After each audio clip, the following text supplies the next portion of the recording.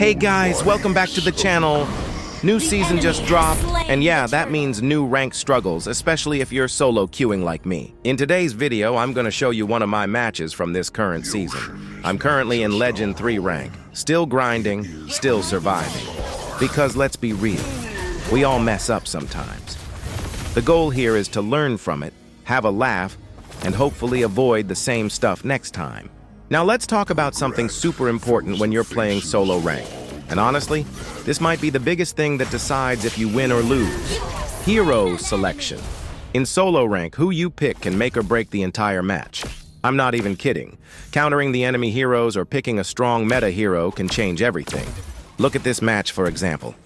We didn't even have a mage in mid lane. My teammate locked in Guinevere instead of picking a proper mage. Now don't get me wrong.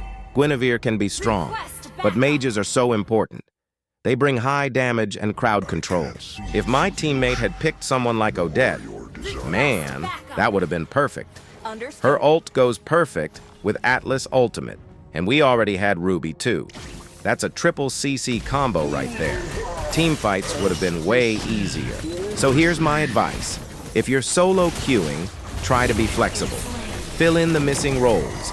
If no one picked a tank, be the tank. If you need a mage, pick one. It might not be your favorite role, but trust me, if you want to climb, this mindset makes a huge difference. All right, let's talk about something that most players just skip over, but it actually makes a huge difference in ranked matches. Spells. Yup, the one you select before the game even starts. Here's the thing, unless you're the jungler, your battle spell should be picked based on the enemy heroes. Don't keep using the spells that you copy from a pro build. For example, I was using Atlas in this rank game, and I noticed the enemy was picking Purify. That spell completely shuts down Atlas's ultimate. So in those games, I had to play differently. Maybe I could have gone with Petrify for better lockdown, or just waited for Purify to be used before going in. So yeah, always, and I mean always, check the enemy team before locking in your spell. So remember, smart spell choices can win you fights before they even begin. Don't just autopilot flicker, adapt to the situation. All right, moving on to another really important tip that'll help you win more solo rank games. You should have at least a basic understanding of how to play heroes from every role, even the ones you don't usually touch. Now I'll be real with you, I barely play mage heroes. Usually it was always picked by someone else. But when I do end up playing a mage, I always play it safe. I stay behind the tank, I don't go chasing kills, and I focus on poking and dealing damage from the backline. Every role in Mobile Legends has its own job.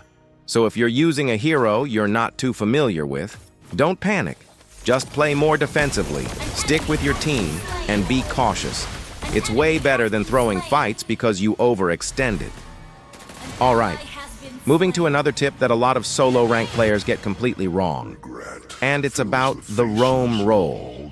Please, don't use heroes like Rafaela, Kalea, Jawhead, Natalia, or Saber as roamers in solo rank. I know they can be fun, but let's be real. You're not playing with a 5-man team. You're playing solo rank, and solo rank is a different. Picking these roamers might work sometimes, especially in early game if you snowball. Like Saber can dominate early picks. But once you hit mid to late game, it falls apart fast. Why? Because there's no frontliner. No one to absorb damage, no one to start the fight. And if the enemy has a proper tank, they'll just run over your team. That's why it's always smarter to pick proper tank roamers in solo rank. Think Tigreal, Bellaric, Atlas, Akai, Grok. These heroes can take hits, initiate fights, and actually create space for your teammates to carry. Especially when your teammates are random, a tank gives structure to your team. It helps you survive chaotic team fights, gives your mage or marksman breathing room, and increases your chance of winning by a lot. All right, now let's jump into the gameplay and really understand how every single move you make can affect the outcome of the game. So check this out. Right here, Ling uses his ultimate, and we're not even fighting. That's a huge misplay. He just wasted one of the strongest skills he has. And now, 20 seconds later, we're in a real fight in mid lane. Now watch what happens. We take out the enemy marksman first, which is a great start. I was holding my ult, waiting for Mini Sithar to drop his. The moment he does, I go in and catch 2 enemy heroes in mine. Great setup, right? But guess what? We still lose the team fight. Why? Because we didn't have enough damage. Even though our marksman was alive, we still couldn't win the fight. Meanwhile, the enemy team won the whole thing without their MM. These are the little things that really matter in ranked.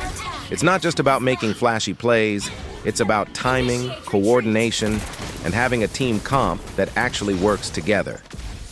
Always pay attention to what spells and ultimates are used, what roles your team has, and whether or not you even have enough damage to follow up. The earlier you start noticing these things, the more consistent your wins will be. Before we move forward, let me give you one very important and super simple tip. And trust me, this alone can save you so many deaths.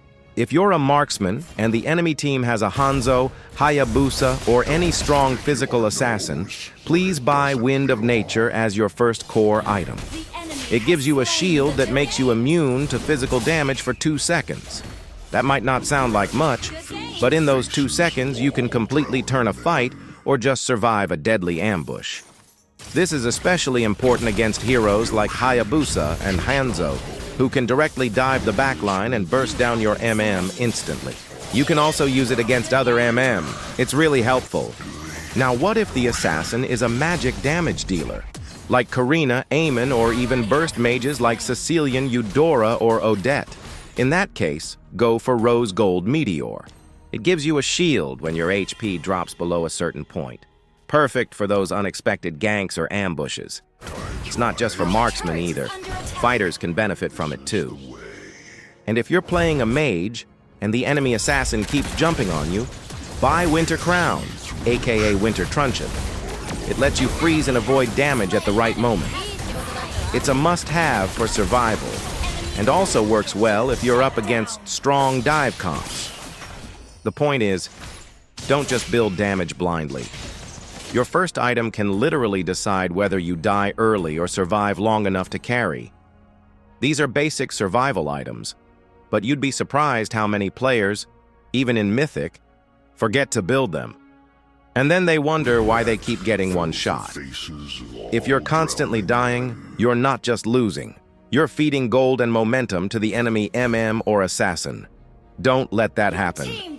Buy smart, stay alive, and you'll instantly see the difference in your solo rank climb. All right, let's move forward to another important thing. And this one happens a lot, especially in higher ranks. I'm talking about ambushes near the blue buff. Watch this. Our Guinevere goes in to take the buff and got ambushed. Franco was hiding in the bush, lands a hook, and the whole team collapses on her. This kind of ambush is super common, especially when the enemy team is already ahead. They know your jungler needs that blue buff, so they are waiting there to ambush. Losing your blue buff because of a predictable ambush not only delays your farm, it gives the enemy more control and momentum. Play smart around the jungle. A little caution can save your team from a full wipe. One thing I really want to share with you as a roamer is how important it is to time your ultimate properly. Take heroes like Hanabi with her passive, Valir's ult, Wanwan's second skill, or even Diggy's ultimate. They're all strong counters to Atlas's ultimate. So what I usually do is try to bait out their skills first, then go in with my ult. Of course, sometimes they still manage to counter me, but trust me, timing is everything. If you mess up the timing, you're probably going to lose the team fight. For example, in this clip, I waited to use my ult until the very end. The enemy had Franco and Minsithar, and in Minsithar's ult, you can't use skills. So I let him use it first. Plus, our marksman was far behind, so even if I engaged early, it would have been a waste. But once the time was right, I hooked all 3 of them, and boom, we wiped out the entire team. Now, look closely. The enemy MM and Mage dive in before their tank. Big mistake. I instantly grabbed them and we wiped them out, without even needing our own MM. That's how fast a fight can turn when the squishies overextend. Never initiate without your tank, and never jump in before them. Let the tank soak, then you follow. Simple mistake, big consequence. Wait for your tank, and win fights easy. See now that my team start the fight without me and they got wiped out. If they wait, we can finish the game easily. So never fight without tank, especially at late game. Learn from their mistake. Wait for your tank, win the fight. Don't rush. Let the tank lead, easy win. Follow for more ML tips. Be the MVP off the battlefield too. Like, subscribe, and share for more ML domination.